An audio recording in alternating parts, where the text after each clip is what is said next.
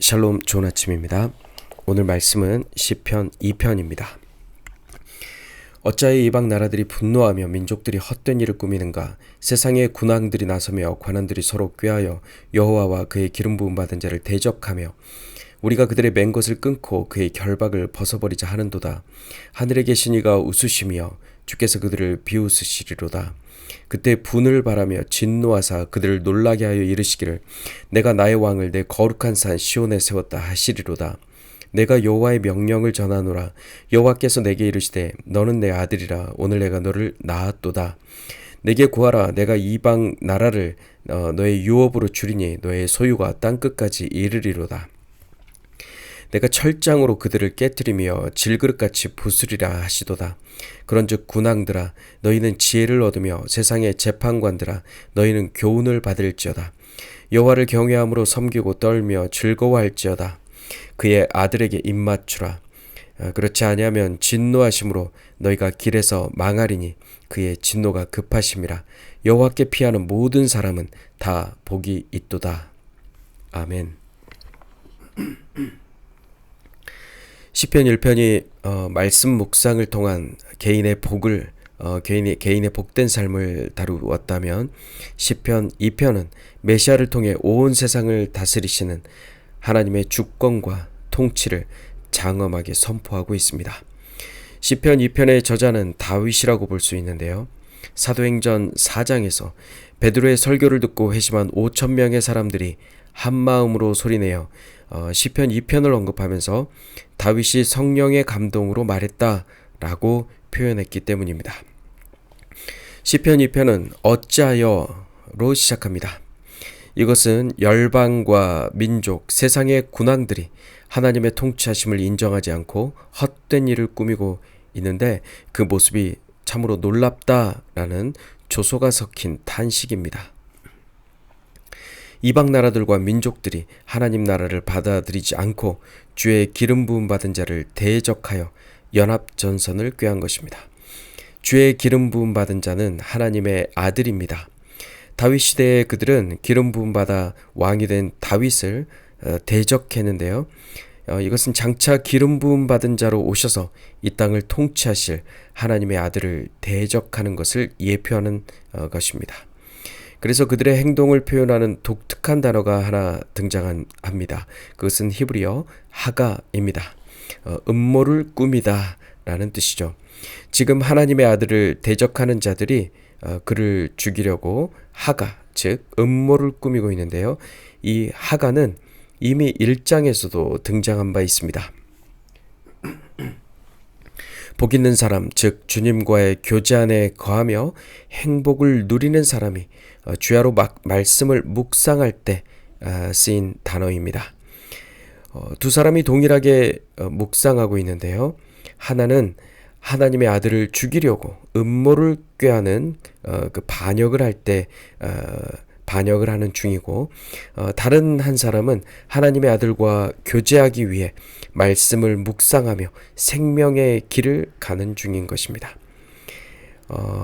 이것은 우리 그리스도인의 삶의 방식에 대해서 경종을 울리는 메시지입니다. 하나님은 우리를 생명의 말씀 곁으로 옮겨 심으셨고 우리는 우리의 의지를 들여 하나님과 바른 관계를 사모하면서 말씀 앞으로 나아가야 합니다. 하지만 그렇지 않으면 우리의 생각은 세상의 염려와 헛된 계획으로 순식간에 흘러가서 하나님을 대적하는 자가 될 수 있는 것입니다. 똑같이 묵상하지만 하나님을 대적하는 자가 될 수도 있다는 것이죠. 3절은 하나님을 대적하는 자가 된 사람들의 그 특징에 대해 말합니다. 그들은 이 멍에를 벗어버리자라고 합니다. 하지만 그것은 큰 착각입니다. 하나님을 대적하는 자들은 주님의 말씀과 통치를 나를 억압하는 무거운 멍에라고 생각하는 것이죠. 주의 멍에를 생명과 평안의 울타리가 아닌 속박으로 여기면서 하나님의 통치를 밀어내려고 합니다. 그래서 나는 순종하지 않겠다라고 하면서 질서도 없이 또 스스로 제 삶의 주인이 되려는 그 욕망 속에서 살아가는 것입니다. 하지만 땅의 거대한 반역과 소요에 하늘 보좌에 앉으신 하나님께서 그 소요를 보시고 그 반역을 보시고 비웃으십니다.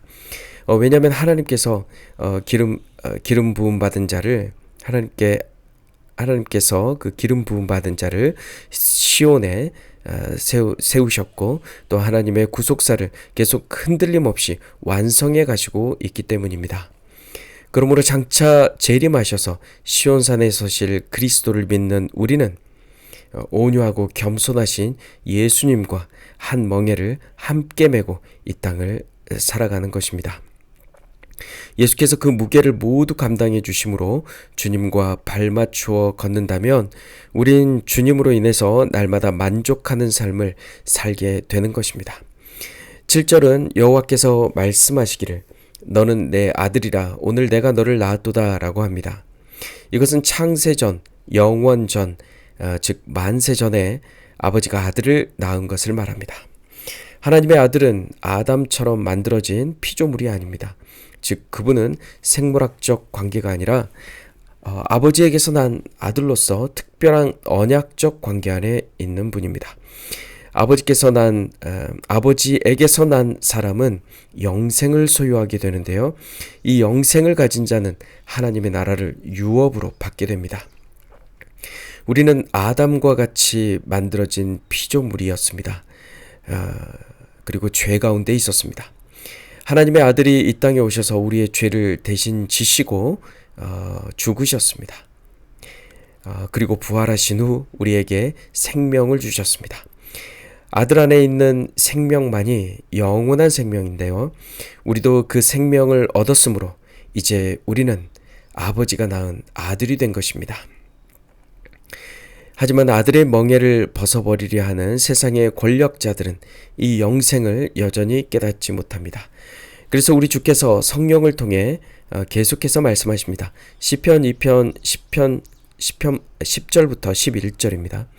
그러므로 이제 왕들아 지혜롭게 행동하여라. 세상의 통치자들아 경고하는 이 말을 받아들여라. 두려운 마음으로 주님을 섬기고 떨리는 마음으로 주님을 찬양하여라. 아멘. 왕들은 마음의 중심에 예수님을 왕으로 모시지 않은 모든 사람들을 일컫는 말입니다. 자기 자신이 스스로 왕이 되어버린 사람들이죠. 스스로 자신의 인생의 왕이 되어버린 그 왕들은 창세전의 그 영생을 깨닫지도 못하고 이 생명의 교훈을 받아들이지도 않습니다. 그러나 진짜 왕이신 예수께서 오시면 가짜 주권은 저절로 무너지게 될 것입니다. 사랑하는 성도 여러분, 오늘 10절은 열방의 왕들과 세상의 재판관들을 향해 경고하면서 그의 아들에게 입맞추라 라고 선포합니다. 이것은 패배한 자가 승리자에게 철저히 복종하고 또 복종하겠다는 표시입니다. 하나님의 통치에 순종으로 나아올 것을 명령하는 것이죠. 1편에서 복 있는 사람은 오늘 2편에 여호와께 피하는 사람입니다. 우리는 말씀 묵상을 통해 철저히 하나님께 우리의 생각과 삶의 주권을 넘겨드리면서 여호와께 피하는 복 있는 사람이 오늘 하루 되어야 할 것입니다. 오늘 내 삶의 모든 영역에서 왕이들이 했던 모든 것을 내려놓고 아들에게 입맞추며 우리 함께 나아갑시다. 여호와께 피하여 아들에게 입맞추는 자 그에게 아슈엘 복이 있습니다. 아멘.